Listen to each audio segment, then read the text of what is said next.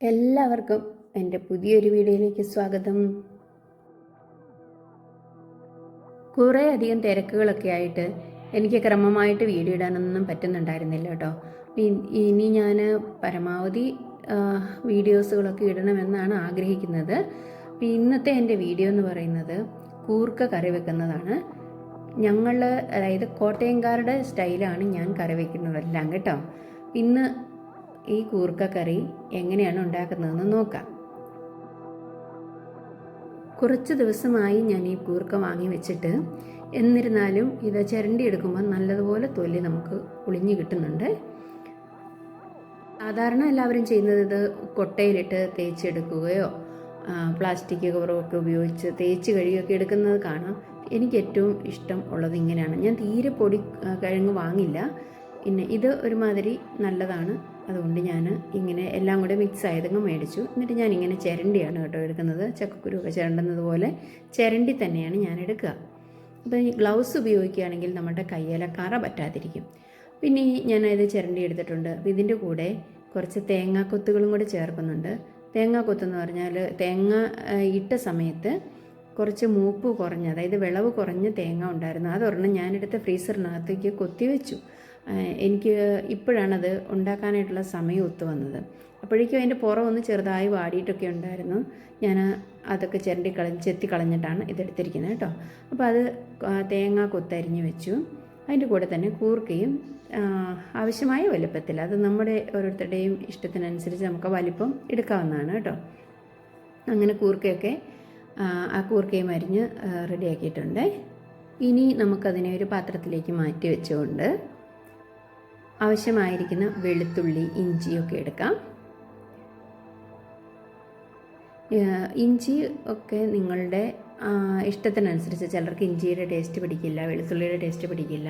പക്ഷേ ഇതൊക്കെ നല്ലതാണ്. ഇതിനകത്ത് കുറച്ച് നന്നായി ചേർക്കുകയാണെങ്കിൽ നല്ല ടേസ്റ്റാണ്. പിന്നെ വയറിനും നമുക്ക് നല്ലതാണ്. ഞാൻ ഇഞ്ചി എടുത്തത് ഒരു പകുതി ഇഞ്ചി അരിഞ്ഞങ്ങ് എടുക്കും. അതേപോലെ തന്നെ വെളുത്തുള്ളിയും ബാക്കി കഷ്ണങ്ങളാക്കിയിട്ട് അങ്ങോട്ട് മാറ്റി വയ്ക്കുന്നതാണ് കേട്ടോ.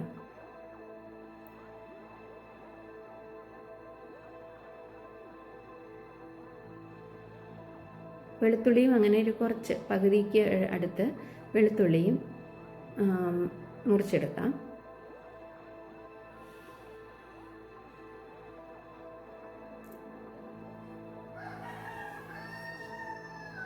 ഞാൻ വെളിച്ചെണ്ണയാണ് ഉപയോഗിക്കുന്നത്. നിങ്ങൾക്കും ആവശ്യാനുസരണം എന്താണെന്ന് വെച്ചാൽ ഉപയോഗിക്കാവുന്നതാണ്. കൂർക്കയ്ക്കൊക്കെ ഞാൻ കുറച്ച് വെളിച്ചെണ്ണ അധികം ഒഴിക്കും കേട്ടോ. എന്നിട്ട് അതിലേക്ക് ഇഞ്ചി അരിഞ്ഞതും വെളുത്തുള്ളിയും കൂടെ ചേർക്കുകയാണ്. നമ്മൾ ഇഞ്ചിയും വെളുത്തുള്ളിയും കൂടി ഒന്ന് വാടിയാൽ മതി കേട്ടോ. അതിലേക്ക് 1 ടേബിൾ സ്പൂൺ മല്ലിപ്പൊടി, 1/4 ടീസ്പൂൺ മുളക് പൊടി ഇത്രയും ചേർത്ത് ചെറുതായിട്ട് മൂപ്പിച്ചെടുക്കുക. കരിഞ്ഞു പോകരുത്. ഇതൊക്കെ നിങ്ങൾ ചെയ്യുമ്പോൾ കരിയരുത് കേട്ടോ. കരിയുമ്പോൾ ടേസ്റ്റ് തന്നെ മാറും. അപ്പോൾ നമ്മൾ അരിഞ്ഞു വെച്ചിരിക്കുന്ന കൂർക്കയും തേങ്ങാക്കൊത്തും കൂടി അതിലേക്കിട്ട് നന്നായിട്ട് ഇളക്കാം. പിന്നെ അതിന് മുമ്പ് ഞാൻ ഉപ്പ്, മഞ്ഞൾപ്പൊടി ഒക്കെ ഇട്ടിട്ടുണ്ട് കേട്ടോ. എന്നിട്ട് ഇളക്കി യോജിപ്പിക്കുക. ഈ തേങ്ങാക്കൊത്തിനെ കുറിച്ച് പറയുമ്പോൾ അത് കരിക്കായതുകൊണ്ടാണ് ഞാൻ അതിൻ്റെ കൂടെ ഇടുന്നത്. അല്ല, കുറച്ചും കൂടി കടുപ്പമുള്ളതാണെങ്കിൽ അതൊന്ന് സെപ്പറേറ്റ് വേവിക്കണം. ഒന്നെങ്കിൽ ഇതിൽ തന്നെ ഇട്ട് നമ്മൾ കുറച്ച് നേരം നന്നായി വേവിച്ചതിന് ശേഷം മാത്രം കൂർക്ക അങ്ങോട്ട് ചേർത്താൽ മതി. മനസ്സിലായി എന്ന് വിചാരിക്കുന്നു. പിന്നെ നമ്മൾ ഇതിലേക്ക് കുറച്ച് ചൂടുവെള്ളം തയ്യാറാക്കിയത് ഇതിലേക്ക് ഒഴിച്ച് അടച്ച് വെച്ചിരിക്കുകയാണ് ഞാൻ. അപ്പോൾ നമ്മളൊരു 10 മിനിറ്റ് കഴിഞ്ഞിട്ട് അത് തുറന്നാൽ മതി. അപ്പോഴത്തേക്കും കുറച്ച് ഗ്രാമ്പു, 2-3 ഗ്രാമ്പു എടുത്തിട്ടുള്ളൂ. നമ്മൾ എടുത്തിരിക്കുന്ന കൂർക്ക എന്ന് പറയുന്നത് കുറച്ചല്ലേ ഉള്ളൂ. അതുകൊണ്ട് ഗ്രാമ്പു, ചെറിയൊരു കഷ്ണം പട്ട, പിന്നെ സർവ്വസുഗന്ധിയുടെ 2-3 കായ് ഞാൻ എടുത്തിട്ടുണ്ട്. പെരിഞ്ജീരകവും കൂടെ ചേർക്കാവുന്നതാണ്. അപ്പോൾ ഇത് നന്നായി നമ്മൾ പൊടിച്ചെടുത്ത്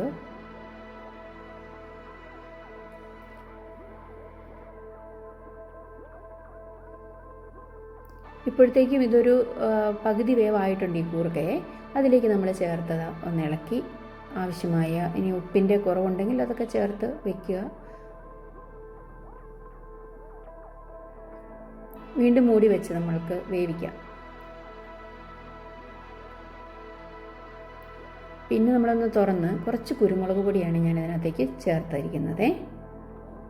കുരുമുളക് നിങ്ങളുടെ എരിവിനനുസരിച്ചൊക്കെ ചേർക്കാം. എല്ലാ മുളകും കുറേശ്ശെ ചേർക്കുമ്പോൾ നമുക്കതിൻ്റെ എരിവ് പാകത്തിനായിട്ട് വരും. ഇനി ചിലർക്ക് നല്ലതായിട്ടുള്ള എരിവ് വേണം, അവർ എല്ലാ മുളകുകളും കൂട്ടിച്ചേർത്തുകൊള്ളുക കേട്ടോ.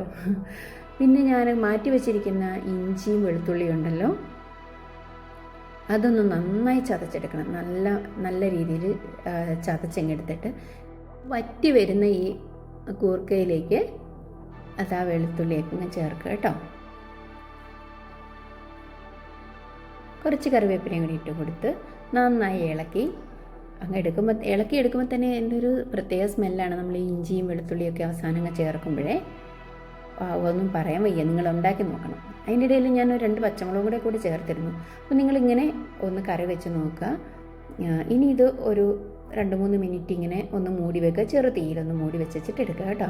അപ്പോൾ നിങ്ങൾ ആദ്യമായിട്ടാണ് എൻ്റെ വീഡിയോ കാണുന്നതെങ്കിൽ സബ് ചെയ്യാനായിട്ട് മറക്കരുതേ. അതുപോലെ വീഡിയോ കണ്ട് നിങ്ങൾക്ക് ഇഷ്ടപ്പെട്ടെങ്കിൽ നിങ്ങൾ ലൈക്ക് ചെയ്യുക, കമൻറ്റ് ചെയ്യുക.